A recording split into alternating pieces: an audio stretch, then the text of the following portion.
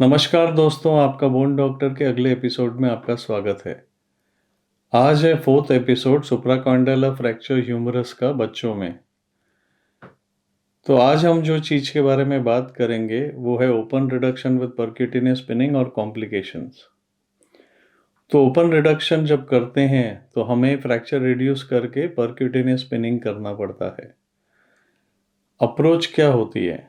अगर तो पेशेंट का पल्स वीक है या मीडियन नर्व इंजरी है तो एंटीरियर अप्रोच यूज़ करते हैं, क्योंकि ये स्ट्रक्चर्स को एक्सप्लोर करना पड़ता है।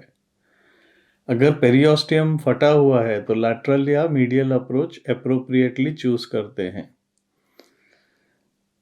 और पोस्टीरियर अप्रोच हम कभी भी नहीं करते, क्योंकि पोस्टीरियर डिसेक्शन के बाद एवास्कुलर नेक्रोसिस हो सकता है। सॉफ्ट टिश्यू आइडेंटिफाई करते हैं मीडियन नर्व और ब्रेकियल आर्टरी। बोन वर्क में कंफर्म करते हैं रिडक्शन सियाम से, और फिर वायर्स डालते हैं, 2 या 3 wire depending on degree of stability. आगे चलते हैं कॉम्प्लिकेशंस पे। सबसे ज़्यादा कॉमन कॉम्प्लिकेशन है पिन माइग्रेशन की। ये 2% इसका इंसिडेंस है। इन्फेक्शन 1 to 2.4% में देखा गया है, और इंक्रीज रिस्क होता है इसका in less than 4.5 years. Typically superficial होता है, इसे ओरल एंटीबायोटिक से ट्रीट करो तो ये सेटल हो जाता है। अगर फ्रैक्चर टेढ़ा जोड़ता है तो क्यूबाइटस वाल्गस हो सकता है। अगर ये डिफॉर्मिटी ज़्यादा हो जाती है तो फिर टार्डी अल्ना नर्व पाल्सी हो सकती है।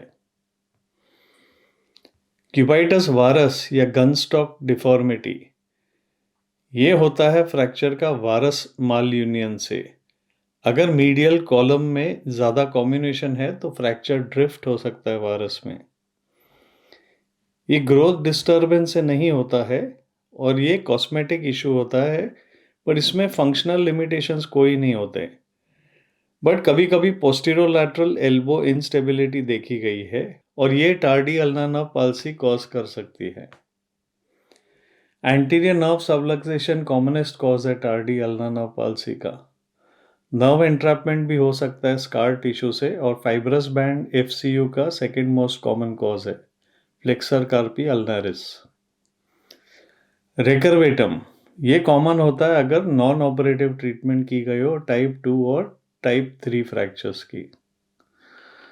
नर्व पाल्सी हो सकती है फ्रॉम इंजरी, यूजुअली रिजॉल्व हो जाती है क्योंकि नर्व्स आर नॉट टोन, ये ट्रैक्शन इंजरी होती है। एक्सटेंशन टाइप फ्रैक्चर्स में ज़्यादा कॉमन है, न्यूरोप्रैक्सिया 11% हो सकता है। मोस्ट कॉमन इंजरी है एंटीरियर इंट्रोशियस नर्व की, जो मीडियन नर्व के ब्रांच है।